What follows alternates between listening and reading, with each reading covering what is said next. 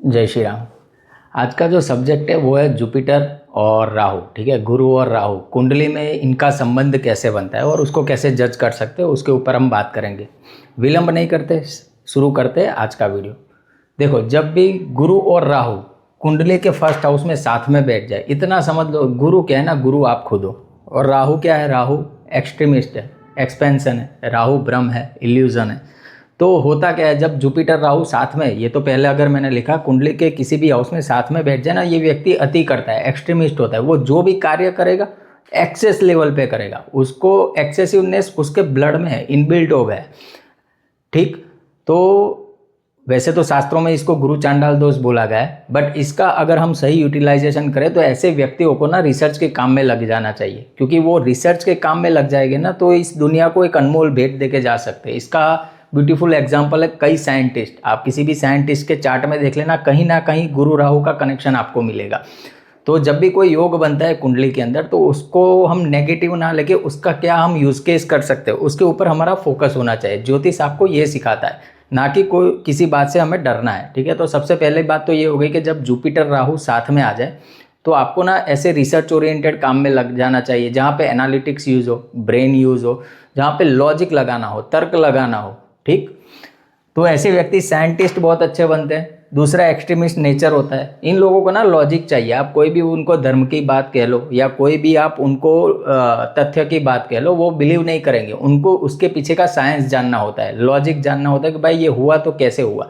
एक बार उनके दिमाग में ये बात फिट हो गई, वो 100% फिर उस चीज़ को फॉलो करना स्टार्ट कर देंगे।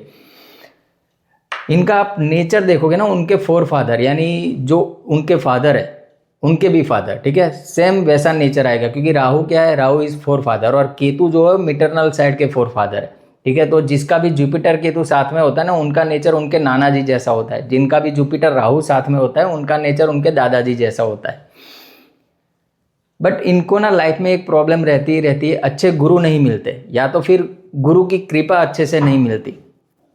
ये एक चीज़ देखने में आई है। बट नेवरदलेस हमें तो पॉजिटिव एस्पेक्ट से ही बात करनी। अभी जब भी गुरु जुपिटर से राहु दूसरे घर में आ जाए कुंडली के, अभी देखो यहाँ तो मैंने जुपिटर फर्स्ट हाउस में बिठाया है। आप ये भी चेक कर सकते हो भाई, चलो आपकी कुंडली में जुपिटर यहाँ पे बैठा है, ठीक है, तो यहाँ से दूसरा घर राहु, आपको ऐसे कंसीडर करना है। आपको हाउसेस 1 2 3 ऐसे कंसीडर नहीं करना है। गुरु जहाँ बैठा है वहाँ से उसकी दूरी आपको गिननी। तो लेट सपोज जब भी जुपिटर से राहु दूसरे घर में बैठ जाता है, यानी यहाँ आ गया, तो ये एक अच्छी पोजीशन है वेल्थ पर्सपेक्टिव से, पैतृक संपत्ति के पर्सपेक्टिव से। हाँ, बोलने में कटुभाषी हो सकता है, बट वो व्यक्ति उसके जीवन काल के दौरान संपत्ति अर्जित करेगा ही करेगा। और हो भी सकता ही है कि उनके जो एंसेस्टर्स है उन्होंने उतनी संपत्ति छोड़ के गए कि उस संपत्ति को लेके फिर वो नया बिजनेस स्टार्ट करेगा और संपत्ति बनाएगा। तो जुपिटर से राहु जब सेकेंड हाउस में होता है, वो व्यक्ति को अच्छा धन देता है, अच्छी संपत्ति देता है, अच्छी समृद्धि देता है। जब जुपिटर से राहु थर्ड हाउस में आ जाए, ये व्यक्ति को ना आलसी बना देता है, लेजी कर देता है। दूसरा, उसके आप रिलेशन भी देखोगे ना, उसकी संतान के साथ, उसकी वाइफ के साथ अच्छे नहीं चलेंगे। मैरिड लाइफ भी प्रॉब्लमेटिक रहती है। और इन लोगों का बिहेवियर देखना, डर्टी बिहेवियर, यानी सब गंदा रखेंगे, उनके आसपास भी सारी चीज़ें गंदी रखेंगे। एक अलाइनमेंट में उनका जीवन नहीं जाएगा। आप जब भी उनका नेचर देखोगे, उनकी आसपास की चीज़ें देखोगे, आपको ये महसूस होगा यार ये व्यक्ति सुदृढ़ क्यों नहीं रह रहा है। मीन्स एक अच्छे तरीके से अपनी आसपास की चीज़ें जो सही ढंग से रखनी चाहिए वो नहीं रखेगा, वो गंदा रखेगा हमेशा। उसके आसपास जो भी चीज़ आपको देखने को मिलेगी। जब जुपिटर से राहु फोर्थ हाउस में आ जाए, ठीक है, तो गुरु से राहु जब फोर्थ हाउस में आता है ना, ये अच्छा नहीं है, ये वीक है। व्यक्ति को ना कॉन्फिडेंस लेवल उतना नहीं रहता, उसका परफॉर्मेंस भी वीक रहता है। 80% केसेस में देखा गया ऐसे लोग नास्तिक होते हैं, वो जल्दी धर्म को बिलीव नहीं करते। तो ये अच्छी कंडीशन नहीं है। और जैसे देखो, एक लॉजिक, एक प्रिंसिपल सा आप हमेशा याद रखो कि जब भी किसी भी ग्रह से केंद्र भाव में और त्रिकोण के भाव में शुभ ग्रह आ जाए तो वो व्यक्ति के लिए अच्छा होता है। ठीक, और उसी तरीके से कोई पाप ग्रह आ जाए तो उसमें मलिनता आ ही जाती है। उस हाउस से रिलेटेड जो भी चीज़ें मिलने वाली है थोड़ी बहुत तो दूषित हो जाती है। अभी जब जुपिटर से राहु फिफ्थ हाउस में आ जाए, अभी देखो फिफ्थ हाउस में क्या करता है ना, आपको ड्यूअल उसके रिजल्ट देखने को मिलेंगे।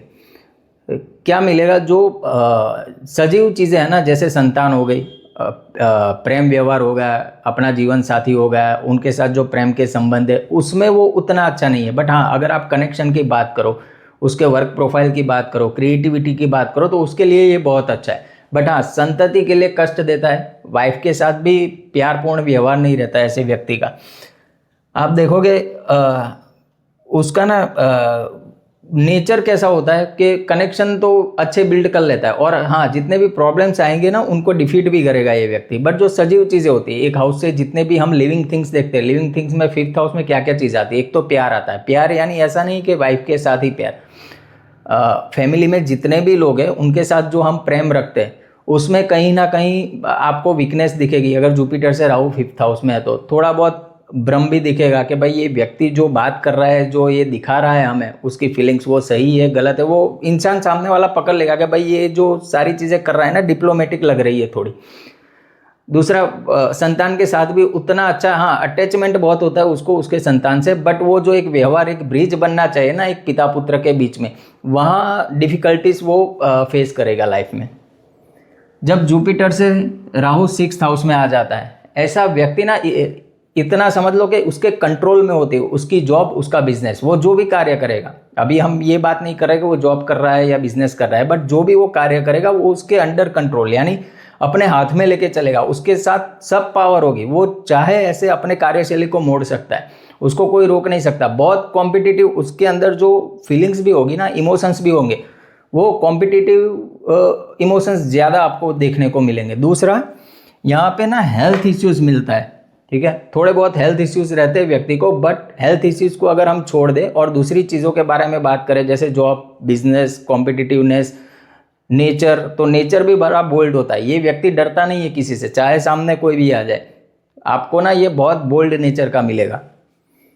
अभी ये थोड़ा ना ट्रिकी पोजीशन है, जब जुपिटर से राहु 7th हाउस में आ जाता है, ये या तो आपको इतना दे देगा, माला माल कर देगा, या तो आपको कंगाल कर देगा। अभी इसके लिए ना पूरा चार्ट देखना पड़ेगा कि और कंडीशंस क्या बन रही है कुंडली के अंदर। तो ना तो मैं इसको बहुत अच्छा मानूंगा, ना बहुत बुरा मानूंगा, दूसरे एस्पेक्ट्स भी हम देखेंगे। बट हाँ, इतना ज़रूर है कि ये देगा तो बहुत कुछ दे देगा, लेगा तो बहुत कुछ ले लेगा। जब जुपिटर से राहु 8th हाउस में आ जाता है तो यहाँ पे ना व्यक्ति को भविष्यवक्ता बनाता है। अभी भविष्यवक्ता कौन कौन हो सकते हैं? एक तो जिसका इंट्यूशन स्किल्स बहुत हाई हो, यानी जिसके इंट्यूशंस बहुत हाई हो, इंट्यूशन लेवल पे काम करता हो। इंट्यूटिव स्किल जो हम बोलते हैं कि भाई पहचान जाता है व्यक्ति, आभास हो जाता है कि ये चीज़ होने वाली है, ये वो व्यक्ति है जिसका जुपिटर से राहु 8th हाउस में आता है। दूसरा, एस्ट्रोलॉजर भी बहुत बढ़िया बन सकता है ये। भविष्यवक्ता, भविष्यवक्ता कौन होता है? एस्ट्रोलॉजर भविष्यवक्ता होता है। दूसरा क्या होता है ना, जब भी जुपिटर से ये 8th हाउस में आएगा, इसकी 6th सेंस बहुत पावरफुल होती है। ये अपनी मृत्यु को भी पहचान लेता है कि भाई हाँ, अब मेरी मृत्यु आने वाली, तो अच्छा है। और ऐसा व्यक्ति अगर रिसर्च करने लगे तो ज़्यादा बेटर, यानी उसका जो स्किल्स है वो अच्छे कामों में यूज़ हो जाएगा। ठीक है, एक और बात कहना रह गई, जब जुपिटर से राहु 6ठे या 8वें में बैठ जाए ना, इसको काली जुबान भी कहते हैं, यानी वो जो बोलेगा ना वो सत्य हो जाएगा।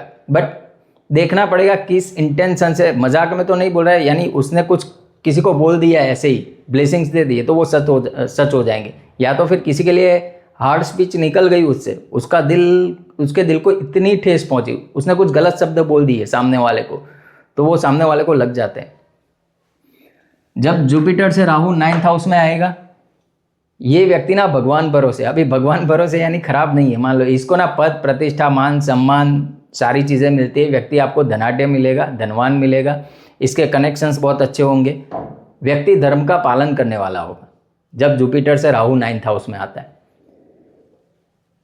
जब जुपिटर से राहु 10th हाउस में आएगा, यहाँ पे थोड़ा प्रॉब्लमेटिक है। देखो ये जो पोजीशन है ना, आपको धन तो देगी, पैसा देगी, बट आपके जो संस्कार है ना वो ले लेगी आपसे। व्यक्ति एक बार सोचेगा नहीं कि ये सही है या गलत है, उसको बस पैसा पैसा पैसा, वो पैसा कमाने की दौड़ में ही लगा रहेगा।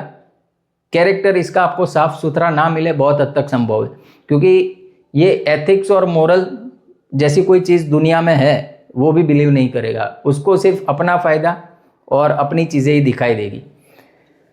जो माया कहते हैं ना, मायावी स्वभाव, माया के पीछे पागल, तो ये वैसे लोग हैं। जुपिटर से राहु 10th हाउस में जब आ जाता है, अभी दूसरा ये भी कहा गया है धर्मांतरण करने वाला। अभी आज की डेट में तो देखो धर्मांतरण तो बहुत दूर की बात है, लोग अभी इतना रिजिड नहीं है, बट धर्मांतरण हम मॉडर्न डे कॉन्टेक्स्ट में कैसे ले सकते हैं कि भाई धर्मांतरण यानी व्यक्ति अपना धर्म भूल जाएगा कि सही में मुझे करना क्या है। धर्म अधर्म के बीच की जो रेखा है ना वो उसको बाउंड्री लेस, इसके लिए ना कोई धर्म है ना कोई अधर्म है, अपना फायदा जहाँ है वहाँ पे कैसे अपना काम निकालना है वो इस व्यक्ति को बहुत अच्छे से आता है।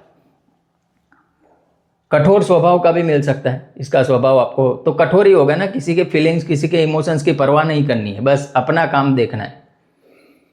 अब जब जुपिटर से राहु 11th में आता है, ऐसा भी व्यक्ति आपको धनी मिलेगा। ये ना स्वतंत्र स्वभाव का होगा, यानी उसको स्वतंत्रता पसंद है, किसी के अंडर में वो काम नहीं करेगा, ज़्यादातर टाइम आइसोलेटेड रहेगा। दूसरा क्या है, अपने संतान अपनी फैमिली को टाइम नहीं देगा, बट पैसा इसके पास आपको मिलेगा ही मिलेगा। फाइटर भी मिलेगा, फाइटिंग स्पिरिट बहुत अच्छी होती है जब जुपिटर से राहु 11th हाउस में होता है, ठीक है। जो जुझारू लोग होते हैं ना भाई, कुछ भी कर जाएंगे, तो वो वाले लोग हैं। जब जुपिटर से राहु 12th हाउस में होता है, बैड पोजीशन, अच्छी पोजीशन नहीं है, आपको कष्ट देती है, आपको व्ययी बनाती है, एक्सपेंसिव नेचर होगा आपका। दूसरा डेट्स दे देती है आपको, ठीक है। स्टमक में प्रॉब्लम देती है, ठीक है। पेट रिलेटेड समस्या आपको हो सकती है, स्टमक रिलेटेड प्रॉब्लम्स आपको हो सकते हैं। और लास्ट में विश्वासघात हो सकता है आपके साथ। तो ये थी पूरी कहानी, जुपिटर से राहु कुंडली के अंदर कहाँ पे है, तो हम क्या क्या प्रिडिक्शन कर सकते हैं। मिलेंगे अभी ऐसे ही कोई रोचक सूत्र को लेकर नेक्स्ट वीडियो में। तब तक के लिए जय श्री राम, खुश रहिए।